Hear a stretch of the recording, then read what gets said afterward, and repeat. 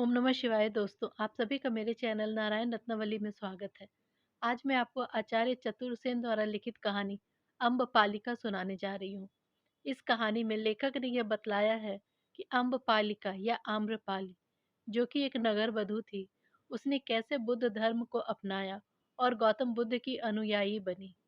दोस्तों, वीडियो अच्छी लगे तो कृपया कर मेरे चैनल को लाइक, शेयर, सब्सक्राइब करें। तो आइए सुनते हैं अम्बपालिका की कहानी। वैशाली लिच्छवी गणतंत्र की एक प्रधान नगरी और रियासत थी। नगर व्यापारियों, जौहरियों, शिल्पकारों और अनेक प्रकार के देश विदेश के यात्रियों से पूरा भरा हुआ था। श्रेष्ठी चत्वर नगर का प्रधान बाजार था, जहां जौहरी बड़े बड़े व्यापारियों की कोठियां थीं और जिनकी व्यापारिक शाखाएं पूरे उत्तर भारत में फैली हुई थी। चंदन के तेलों में भिन्न भिन्न सुगंध मिलाकर इत्र बनाए जाते और नागरिक उनका पूरा उपयोग करते थे। रेशम और बहुमूल्य महीन मलमल के व्यापारियों के दुकानों पर भीड़ की भीड़ पड़ी रहती। नगर की गलियां संकरी और तंग थी और उसमें गगनचुंबी अट्टालिकाएं खड़ी थीं, जिनके अंधेरे तहखानों में इन धन कुबेरों का बड़ा ही भारी कोष जमा रहता था। अभी दिन निकलने में देरी थी।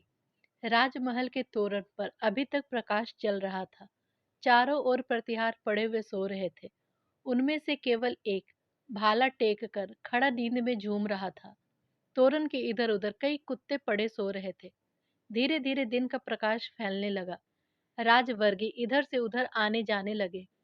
प्रतिहार रक्षी सेना का एक नवीन दल तोरण के पास आ पहुंचा।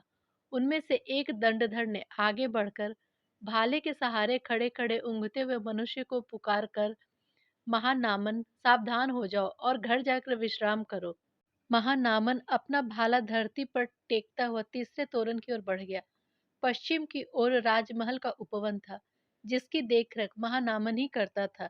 यहीं पर उसकी छोटी सी कुटिया थी, जिसमें वह अपनी पत्नी के साथ 17 वर्षों से रह रहा था। वह नींद में झूमता हुआ ऊँघ रहा था। उसने अपनी कुटी के पास एक वृक्ष के नीचे आम्र कुंज में एक श्वेत वस्तु पड़ी रहने का आभास किया। निकट जाकर देखा, एक नवजात शिशु स्वच्छ वस्त्रों में लिपटा हुआ अपना अंगूठा चूस रहा था। आश्चर्यचकित होकर महानामन ने शिशु को उठा लिया। जब देखा तो वह कन्या थी। उसने अपनी स्त्री को पुकार कर उसे वह कन्या देकर कहा, हमारे जीवन की आस पूरी हो गई। वह कन्या आम के पत्तों में लिपटी हुई मिली थी, इसलिए महानामन ने उसका नाम अम्बपालिका रखा। वैशाली से उत्तर पश्चिम 25 कोस पर एक छोटे से गांव में एक किनारे पर एक साधारण द्वार था। उसके द्वार पर एक वृद्ध आदमी सुबह सुबह बैठा दातून कर रहा था। पूर्व के द्वार पर पैर की आहट सुनकर उसने पीछे देखा। एक 11 वर्षीय लड़की, अति सुंदरी बालिका, जिसके घुंघराले बाल लहरा रहे थे, दौड़ती दौड़ती बाहर आई और उस वृद्ध को देखकर उससे लिपटने की कोशिश करने लगी। लेकिन पैर फिसलने से वह गिर गई और वह गिरकर रोने लगी। वृद्ध ने दौड़कर बालिका को उठाया, उसकी धूल झाड़ी। बालिका ने रोना रोककर कहा, बाबा, घर में आटा बिल्कुल नहीं है, हम लोग क्या खाएंगे? वृद्ध ने उसे गोद में उठाए हुए कहा, चिंता की कोई बात नहीं है, मैं अभी गेहूं पिसवाने की व्यवस्था करता हूँ। बालिका ने कहा, गेहूं का भी तो एक दाना नहीं है। तब उसने कहा, ठहर जाओ, मैं अभी शिकार मारकर लाता हूँ। बालिका ने रोकर कहा, नहीं नहीं, मैं पक्षी का मांस नहीं खाऊंगी। वृद्ध महानामन लिच्छवी था और कन्या थी अम्बपालिका। वृद्ध की पत्नी का स्वर्गवास 8 साल पहले ही हो चुका था। उसके बाद महानामन ने राज सेवा छोड़कर अपने गांव आकर बालिका की सेवा करने का निश्चय कर लिया था। वह 8 वर्षों से इसी गांव में रहता था। अम्बपालिका को उसने पूरे लाड़ प्यार से पाला था, लेकिन राज सेवा छोड़ने के बाद पूंजी खत्म होने लगी थी। धीरे धीरे पत्नी के गहने भी बिक गए। अब आज क्या किया जाए? अब तो आटा भी नहीं, गेहूं का एक दाना भी नहीं। पर वृद्ध ने हंसकर कहा, अच्छा, मैं अभी गेहूं लेकर आता हूँ। इतना कहकर वृद्ध ने बालिका को गोद से उतारे और बालिका भीतर चली गई। उसने एक बार फिर महाराज की सेवा में उपस्थित होकर पुरानी नौकरी की याचना करने का निश्चय किया। परंतु उसे अपनी सुंदर कन्या का भी डर था। उसे यह डर था कि राज नियम के अनुसार वह विवाह से वंचित करके कहीं नगर वेश्या न बना दी जाए, क्योंकि लिच्छवी गणतंत्र में यह कानून था कि राज्य की जो भी कन्या अत्यधिक सुंदरी होती थी, उसे किसी एक पुरुष की पत्नी न होने दिया जाकर नागरिकों के लिए सुरक्षित रख दिया जाता था। इसी डर से महानामन राजधानी को छोड़कर इस गांव में आ बसा था कि किसी की दृष्टि उस बालिका पर ना पड़े। पर अब कोई उपाय नहीं था। महानामन ने राजधानी में एक बार फिर जाने का निश्चय किया। वैशाली की ओर जाने वाली सड़क पर वर्षा होने के कारण बहुत कीचड़ हो रही थी। महानामन और उसकी पुत्री दोनों भीग गए थे, पर धीरे धीरे आगे बढ़ते चले जा रहे थे। धीरे धीरे अंधेरा होता जा रहा था और वृद्ध डर रहा था कि रात कहाँ कटेगी, बच्ची क्या खाएगी। पर वह लाठी टेकता धीरे धीरे आगे बढ़ रहा था। वह स्वयं थक गया था और बालिका हर क्षण में विश्राम करने की इच्छा प्रकट कर रही थी। बालिका ने कहा, पिताजी, अब मैं और नहीं चल सकती। मेरे पैरों में देखो, लहू निकल रहा है, वे फट गए हैं।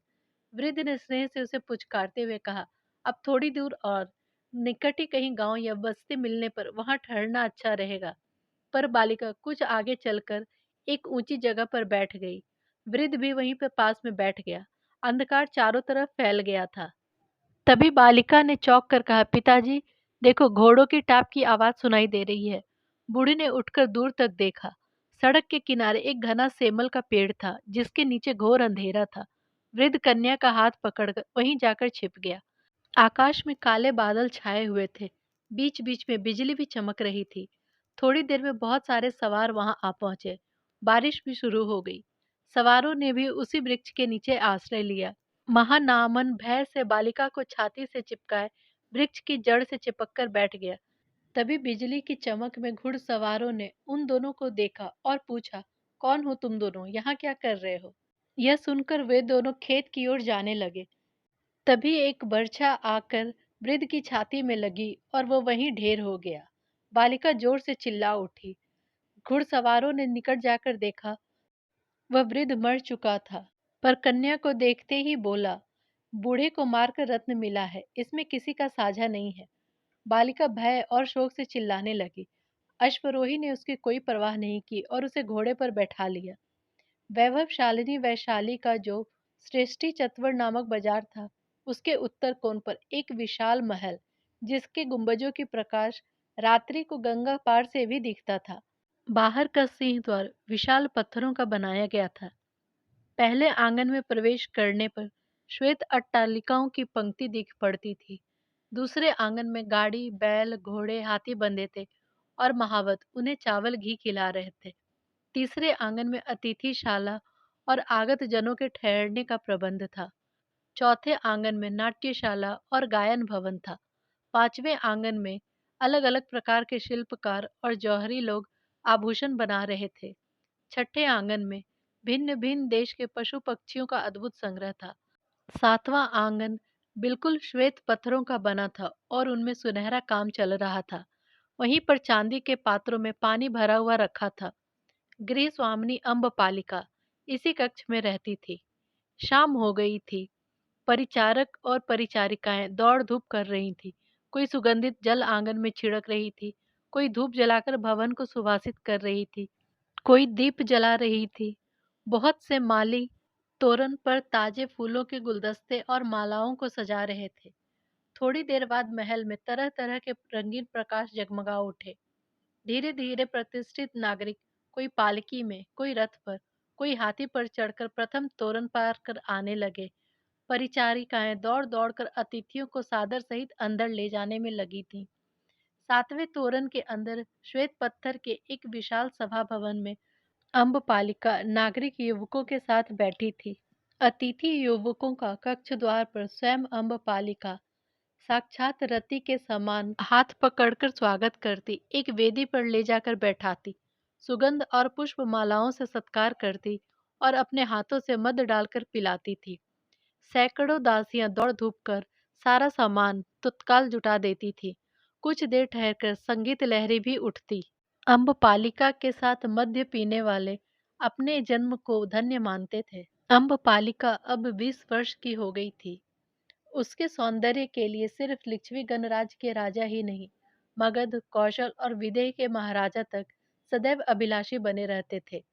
इन महान नृपतियों की ओर से रत्न, अस्त्र, हाथी आदि भेंट आते रहते थे और अम्बपालिका अपनी कृपा और प्रेम के चिन्ह स्वरूप कभी कभी ताजे फूलों की एकाध माला और कुछ गंध द्रव्य उन्हें प्रदान कर दिया करती थी। विधाता ने मानो उसे स्वर्ण से बनाया था। सिर्फ उसका रंग ही गोरा नहीं था, उस पर सुनहरी प्रभा थी। उसके शरीर की लचक ऐसी थी कि मानो प्रकृति ने उसे नृत्य करने के लिए ही बनाया था। उसे देखते ही आमोद प्रमोद की अभिलाषा प्रत्येक पुरुष के हृदय में उत्पन्न हो जाती थी। वैशाली में अभी बड़ी भारी बेचैनी फैल गई थी। अश्वरोही दल के दल नगर के तोरण से होकर नगर के बाहर निकल रहे थे। प्रतिहार लोग किसी को न बाहर निकलने देते थे और न ही भीतर घुसने देते थे। तोरण के इधर उधर बहुत से नागरिक सेना का यह अकस्मात प्रस्थान देख रहे थे। एक पुरुष ने पूछा, क्यों भाई, जानते हो यह सेना कहाँ जा रही है? उसने कहा, नहीं, यह कोई नहीं जानता। अश्वरोही दल निकल गया है। पीछे कई सेना नायक धीरे धीरे परामर्श करते हुए चले गए। थोड़ी ही देर में यह संवाद फैल गया कि मगध के प्रतापी सम्राट बिंबिसार ने वैशाली पर चढ़ाई कर दी है। मगध सेना गंगा के दक्षिण छोर पर इस छोर से उस छोर तक फैली हुई थी। इस सेना में 10,000 हाथी, 50,000 घुड़सवार और 5 लाख पैदल थे। वैशाली का लिच्छवी गणतंत्र भी साधारण नहीं था। गंगा के उत्तर कोण पर देखते ही देखते सारे सैनिक एकत्रित हो गए। लिच्छवियों के पास 8,000 हाथी, 1 लाख घुड़सवार और 6 लाख पैदल थे। 3 दिनों तक दोनों दल आमने सामने डटे रहे। तीसरे दिन लिच्छवी लोगों ने देखा उस पर डेरों की संख्या कम हो गई है। दोपहर होते होते मगध सेना गंगा पार करने लगी। लिच्छवी सेना चुपचाप खड़ी रही। जैसे ही कुछ सेना ने भूमि पर पांव रखा, वैसे ही वैशाली की सेना जय जयकार करते हुए बढ़ चली। फिर दोनों ही सेनाएं भिड़ गईं। मगध सेना की गति रुक गई। बाण, बर्छे और तलवारों की प्रलय मच गई। उस दिन दिन भर संग्राम होता रहा। सूर्यास्त को देखकर दोनों सेनाएं पीछे को हट गईं। 2 मास से नगर का घेरा जारी है। बीच बीच में युद्ध हो जाता है। कोई भी पक्ष निर्बल नहीं है। नगर की तीनों दिशाएं मगध शिविर से घिरी हैं। बीच में जो सबसे बड़ा डेरा है, उसके ऊपर सोने का गरुड़ ध्वज चमक रहा है। उसके आगे एक स्वर्ण पीठ पर गौरमंड सम्राट विराजमान है। यह सम्राट अति सुंदर, बलिष्ठ और गंभीर मूर्ति है। सम्राट आधे लेटे हुए मंत्रणा कर रहे हैं। एक कर्णिक नीचे बैठा हुआ उनका आदेश लिख रहा है। एक दंडधर ने आकर कहा, महानायक, युवराज गोपाल देव आए हैं। सम्राट ने चौंक कर उधर देखा और उसे भीतर बुलाने का संकेत दिया। साथ ही कर्णिक और मंत्री को विदा कर दिया। गोपाल देव ने तलवार म्यान से खींचकर शीशे से लगाई और विनम्र निवेदन किया, महाराजा धीराज की आज्ञा के अनुसार सब व्यवस्था ठीक है। देवश्री पधारने का कष्ट करें। वैशाली के राजपथ जन शून्य थे। दोपहर रात्रि बीत चुकी थी। युद्ध के आतंक ने नगर के उल्लास को मूर्छित कर दिया था। कहीं कहीं प्रहरी खड़े उस भयानक रात्रि में भूत से लग रहे थे। धीरे धीरे दोनों वैशाली के गुप्त द्वार के पास पहुंच गए। एक ने द्वार पर आघात किया। अंदर से प्रश्न हुआ, संकेत। दूसरे ने कहा, अभिनय। इसके बाद द्वार खुल गया। फिर दोनों राजपथ को छोड़कर अंधेरी गलियों में छिपते छिपाते आगे बढ़ने लगे। एक स्थान पर प्रहरी ने उनसे पूछा, कौन हो? एक व्यक्ति ने कहा, आगे बढ़कर देखो। प्रहरी पास आया। दूसरे व्यक्ति ने उसका सिर धड़ से जुदा कर दिया। फिर दोनों आगे बढ़े। अम्बपालिका के द्वार पर उनकी यात्रा समाप्त हुई। द्वार पर एक प्रतिहार उनकी प्रतीक्षा कर रहा था। संकेत करते ही उसने द्वार खोल दिया और आगंतुक को अंदर लेकर चला गया। आज इस विशाल राजभवन में सन्नाटा फैला था। न रंग बिरंगी रोशनी थी, न फव्वारे, न दास दासी गणों की दौड़ धूप। दोनों व्यक्ति चुपचाप अंदर चले जा रहे थे। 7वें आलिंद को पार करते देखा। एक और मूर्ति एक खंबे के सहारे खड़ी थी। उसने आगे बढ़कर कहा, इधर से पधारिए श्रीमान। प्रतिहार वहीं रुक गया। दोनों आगंतुक कई प्रांगण और आलिंद पार करते हुए कुछ सीढ़ियां उतरकर एक छोटे से द्वार पर पहुंचे, जो कि चांदी का बना हुआ था। द्वार खुलते ही पूरा कक्ष भीनी खुशबू से महक उठा। पास में ही एक छोटी सी रत्न जटित तिपाई पर मध और पन्ने का एक बड़ा सा पात्र रखा हुआ था। तभी सामने का पर्दा उठा और उसमें वह रूप राशि प्रकट हुई जिसके बिना अलिंद शून्य हो रहा था। उसको देखते ही आगंतुक एक तो धीरे धीरे पीछे हटकर कक्ष से बाहर हो गया। दूसरा व्यक्ति वहीं खड़ा रहा। अम्बपालिका आगे बढ़ी। वह बहुत ही महीन श्वेत रेशम की पोशाक पहनी हुई थी। उसकी सुंदरता को देखकर वह आगंतुक एक टक उसे देखता ही रह गया। अब से 2,500 वर्ष पूर्व की वह वैशाली की नगर बधू थी। अम्बपालिका धीरे धीरे आगे बढ़कर आगंतुक के पास पहुंची। और फिर घुटने के बल बैठकर उसने कहा, परमेश्वर परम वैष्णव महाराजा धीराज की जय हो। इसके बाद उसने सम्राट के चरणों में प्रणाम करने को सिर झुका दिया। उसकी दासियां भी पृथ्वी पर झुक गई। आगंतुक महाप्रतापी मगध सम्राट बिंबिसार थे। उन्होंने हाथ बढ़ाकर अम्बपालिका को ऊपर उठाया। अम्बपालिका ने निवेदन किया, महाराजा धीराज विराजिए। सम्राट पीठ पर विराजमान हुए। अम्बपालिका ने नीचे धरती पर बैठकर सम्राट का गंध पुष्प से सत्कार किया। फिर उसने सम्राट से पूछा, महाराजा धीराज ने यहाँ आने की कृपा कैसे की? सम्राट बोले, मैं तुम्हारे रूप और गुण की प्रशंसा सुनकर अपने आप को रोक नहीं सका। इस कठिन युद्ध में व्यस्त रहने पर भी तुम्हें देखने के लिए शत्रुपुरी में घुस आया हूँ, परंतु तुम्हारा प्रबंध धन्य है। सम्राट फिर बोले, तुम वास्तव में रूप और गुण में अद्वितीय हो। और मगध के प्रतापी सम्राट उस एक वेश्या पर अपने साम्राज्य को भूल बैठे। 1 वर्ष बीत गया।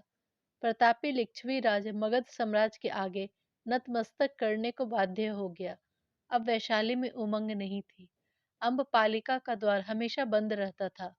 द्वार पर कड़ा पहरा था। कोई व्यक्ति न उसे देख सकता था, न उससे मिल सकता था। उसके बहुत से युवक मित्र उस युद्ध में मारे गए थे, पर जो बच गए थे वो उससे मिल नहीं सकते थे। अम्बपालिका के दास दासी, सैनिक और अनुचरों में से भी केवल 2 ही व्यक्ति थे जो अम्बपालिका को देख सकते थे और उससे बात कर सकते थे। एक प्रधान परिचारिका युथिका और दूसरा एक वृद्ध दंडधर, जिसे भीतर बाहर आने की स्वतंत्रता थी। सम्राट का आगमन केवल इन्हीं दोनों को मालूम था, और वे दोनों ही यह रहस्य जानते थे कि अम्बपालिका को सम्राट से गर्व है। उचित समय पर प्रसव हुआ। यह रहस्य भी केवल उन्हीं दोनों को पता था। और वह पत्र उसी दंडधर ने गुप्त रूप से राजधानी ले जाकर मगध सम्राट की गोद में डालकर अम्बपालिका का अनुरोध सुनाकर कहा, महाराजा धीराज की सेवा में मेरी स्वामिनी ने निवेदन किया है कि उनकी तुच्छ भेंट स्वरूप मगध के भावी सम्राट आपके चरणों में समर्पित है।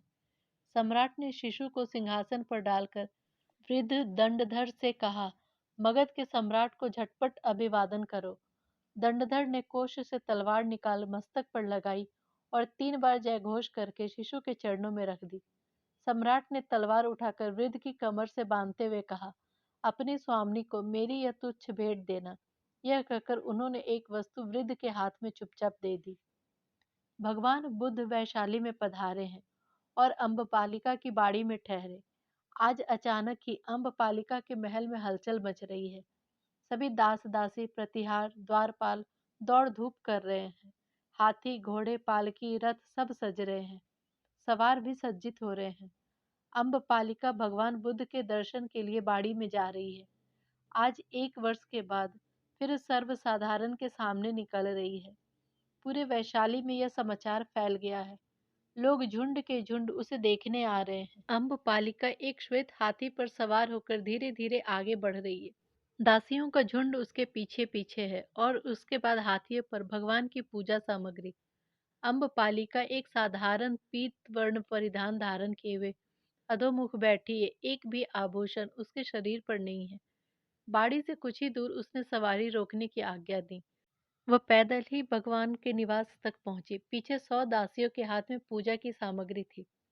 तथागत बुद्ध की अवस्था उस समय 80 को पार कर गई थी। एक गौर वर्ण, दीर्घकाय, श्वेत केश, कृश किंतु बलिष्ठ महापुरुष पद्मासन से शांत मुद्रा में एक सघन वृक्ष की छाया में बैठे थे। हजारों शिष्यगण दूर तक मुंडित सिर और पीत वस्त्र धारण किए हुए श्रीमुख के प्रत्येक शब्द को हृदय पटल पर लिख रहे थे। आनंद नामक शिष्य ने निवेदन किया, प्रभु, अम्बपालिका आपके दर्शन के लिए आई है। तथागत ने अपनी आंखें खोली। अम्बपालिका धरती में लोट लोट कर कहने लगी, प्रभु, त्राही माम, त्राही माम। भगवान ने कहा, कल्याण कल्याण। आनंद से कहा, उठो अम्बपाली, महाप्रभु प्रसन्न है। अम्बपाली ने यथाविधि भगवान का अर्घ्यदान, पाद्य मधुपर्क से पूजन किया और चरण रज को नेत्रों से लगाकर हाथ बांधकर खड़ी हो गई। भगवान ने हंसकर कहा, अब और क्या चाहिए अम्बपाली? अम्बपाली ने कहा, प्रभु, आप मेरे यहाँ अतिथि बनकर आइए। प्रभु ने करुण स्वर में कहा, तथास्तु। तभी अचानक वहां शोर होने लगा। भगवान ने पूछा, आनंद यह क्या है? प्रभु, लिच्छवी राजवर्ग और अमात्य वर्ग आपके दर्शन के लिए आ रहे हैं। प्रभु हंस पड़े। अम्बपालिका पीछे हट गई। प्रतापी लिच्छवी विराजगण, राजकुमार, अमात्य वर्ग और अंतःपुर ने एक साथ भगवान के चरणों में मस्तक झुका दिए। भगवान ने कहा, कल्याण कल्याण। महाराज ने पद धूलि मुकुट पर लगाकर कहा, प्रभु, यह तुच्छ राजधानी इन चरणों के पधारने से कृत्य कृत्य हुई है, परंतु प्रभु, यह वैश्या की बाड़ी है, श्री चरणों के योग्य नहीं है। प्रभु के लिए तो महल प्रस्तुत है और राजवंश प्रभु पद की सेवा के लिए बहुत उत्सुक है। भगवान ने हंसकर कहा, तथागत के लिए वैश्या और राजा में कोई अंतर नहीं है। तथागत समदृष्टि है। प्रभु, कल आप हमारे यहाँ अतिथि बनकर राज परिवार को कृतार्थ करें। वह तो मैं अम्बपालिका का स्वीकार कर चुका हूँ। राजा निरुत्तर हो गए। वे फिर प्रणाम करके लौटे। कुछ श्वेत वस्त्र धारण किए हुए थे, कुछ लाल और कुछ आभूषण पहने थे। अम्बपालिका रथ में बैठकर चली गई। उसने आज्ञा दी, मेरा रथ लिच्छवी महाराजाओं के बराबर हाँको, उनके पहिए के बराबर मेरा पहिया और उनके धुरे के बराबर मेरा धुरा रहे, तथा उनके घोड़े के बराबर ही मेरा घोड़ा। लिच्छवियों ने क्रोध से कहा, अम्बपालिका क्या बात है, तुम हम लोगों के बराबर अपना रथ हाँक रही हो? उसने उत्तर दिया, मेरे प्रभु, मैंने तथागत और उसके शिष्य वर्ग को भोजन का निमंत्रण दिया है और वह उन्होंने स्वीकार कर लिया है। तो उन्होंने कहा, हे अम्बपाली, हमसे 1 लाख स्वर्ण मुद्राएं ले लो और भोजन हमें कराने दो। यह संभव ही नहीं है। तब 100 ग्राम और ले लो और निमंत्रण हमें बेच दो। कभी नहीं, कदापि नहीं। आधा राज्य ले लो और निमंत्रण हमें दे दो। आप एक तुच्छ भूखंड के स्वामी हैं, पर यदि समस्त भूमंडल के चक्रवर्ती भी होते और अपना समस्त साम्राज्य भी मुझे दे देते, तो भी मैं ऐसी कीर्ति को नहीं बेचती। लिच्छवी राजाओं ने अपना हाथ पटक कर कहा, अम्बपालिका ने हमें पराजित कर दिया। अम्बपालिका हमसे आगे बढ़ गई। अम्बपालिका, अब तुम अपना रथ हमसे आगे हाँको। अम्बपालिका ने अपना रथ आगे बढ़ा लिया। 10 सहस्त्र भिक्षुओं के साथ भगवान बुद्ध अम्बपालिका के महल में पहुंचे। वैशाली के राजमार्ग में नगर के प्राणी भी आ गए थे। महापुरुष बुद्ध और उनके भिक्षु जमीन पर दृष्टि किए पैदल धीरे धीरे आगे बढ़ रहे थे। नगर के श्रेष्ठ गण दुकानों से उठ उठ कर मार्ग की भूमि को भगवान के चरण रखने से पहले ही अपने कपड़ों से झाड़ रहे थे। कोई नागरिक भीड़ में से निकलकर पथ पर अपना बहुमूल्य शाल बिछा देते। महाप्रभु बिना कुछ कहे आगे बढ़ रहे थे। वे महान सन्यासी, प्रबल वीतरागी, ब्राह्मण वृद्ध, पुरुष श्रेष्ठ जय जयकार के प्रचंड घोषणा से जरा भी विचलित नहीं हो रहे थे। उनकी दृष्टि पृथ्वी में ही घुसी हुई थी और स्त्रियां झरोखे से पुष्प वर्षा कर रही थी।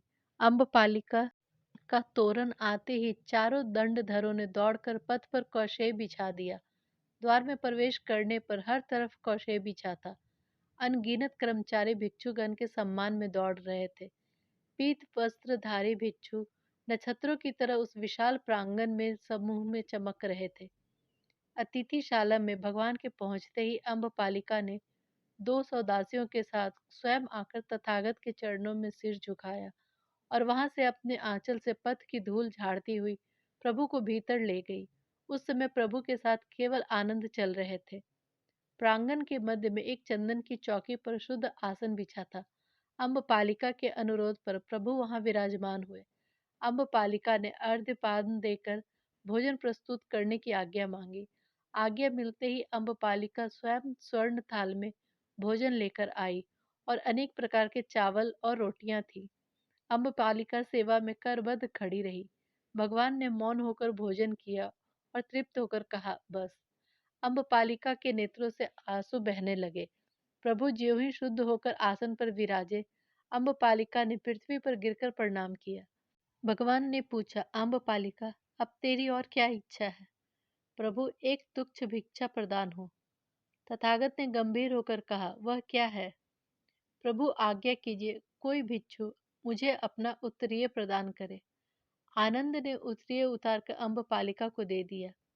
थोड़ी देर के लिए अम्बपालिका अंदर गई और दूसरे ही क्षण वह उसी वस्त्र को लपेटे आ गई उस बौद्ध भिक्षु के द्वारा दिए गए वस्त्र को छोड़कर उसके पास और कोई वस्त्र नहीं था। उसके नेत्रों से लगातार आंसू बह रहे थे। वह आकर भगवान के सामने फिर लौट गई। भगवान ने हाथ से उठाते हुए उसे कहा, उठो उठो कल्याणी, तुम्हारी इच्छा क्या है? महाप्रभु, अपवित्र दासी की धृष्टता को क्षमा हो। यह महानारी शरीर कलंकित करने के लिए मैं जीवित रहने पर बाध्य की गई। शुभ संकल्प से मैं हमेशा वंचित रही। प्रभु, यह समस्त संपदा कलुषित है। मैं कितनी व्याकुल, कितनी कुंठित, कितनी शून्य हृदय रहकर अब तक जीवित रही हूँ, यह मैं कैसे कहूँ। मेरे जीवन में दो ज्वलंत दिन आए। प्रथम दिन के फलस्वरूप मैं आज मगध के भावी सम्राट की राजमाता हूँ। परंतु भगवान, आज के महान पुण्य योग के कारण अब मैं उससे भी उच्च पद प्राप्त करने की अभिलाषा रखती हूँ। महाप्रभु प्रसन्न हो। जब भगवान की चरण रज से यह घर पवित्र हुआ, तब यहाँ विलास और पाप कैसा? उसकी सामग्री ही क्यों? उसकी स्मृति ही क्यों? इसलिए भगवान के चरण कमलों में यह सारी संपदा, महल, अटारी, धन, हाथी, रथ, वस्त्र सब समर्पित है। प्रभु ने भिक्षा का उत्तरीय मुझे दिया है। मेरे लिए यही बहुत काफी है। आज से अम्बपाली भिक्षुनी हुई। अब से यह भिक्षा में प्राप्त पवित्र वस्त्र को प्राण देकर भी सम्मानित करेगी। हे प्रभु, आज्ञा हो। इतना कहकर उसकी आंखों से आंसू बहने लगे। अम्बपालिका बुद्ध की चरण रज नेत्रों से लगाकर उठी और धीरे धीरे महल के बाहर चली गई। बुद्ध ने तथास्तु कहा और खड़े होकर उसका सिर स्पर्श करके कहा, कल्याण कल्याण। हजारों नर नारी उसके पीछे पीछे चले। अम्बपालिका उस पीत वस्त्र को धारण किए हुए, सिर नीचा किए पैदल उसी राजमार्ग से भूमि पर दृष्टि किए हुए धीरे धीरे नगर से बाहर जा रही थी और उसके पीछे समस्त नगर जा रहा था। भगवान ने कहा, हे आनंद, यह स्थान बौद्ध भिक्षुओं का प्रथम विहार होगा। बौद्ध भिक्षु यहाँ रहकर सन्मार्ग प्राप्त करेंगे, यही तथागत की इच्छा है। आनंद ने सिर झुकाया। भिक्षु मंडल जय नाद कर उठा। बुद्ध भगवान धीरे धीरे उठकर नगर के राजमार्ग से आते हुए अम्बालिका की बाड़ी में आकर अपने स्थान पर विराजमान हुए। कुछ दूर एक वृक्ष की जड़ में अम्बपालिका स्थिर बैठी थी। भगवान को स्थिर देखकर वह उठी और धीरे से प्रभु के पास आकर खड़ी हो गई। भगवान ने उसकी ओर देखा। अम्बपालिका ने हाथ जोड़ते हुए कहा, बुद्धम शरणम गच्छामि, धम्मम शरणम गच्छामि, संघम शरणम गच्छामि। तथागत स्थिर हुए। उन्होंने तत्काल पवित्र जल उसके मस्तक पर लगाया और पवित्र वाक्यों का उपदेश देकर कहा, भिक्षुओं, महासाध्वी अम्बपालिका का स्वागत करो। फिर जयनाद से दिशाएं गूंज उठी और अम्बपालिका तथागत और अन्य भिक्षुगण को प्रणाम कर वहां से चली दी और फिर वैशाली के पुरुष उसे कभी देख नहीं सके।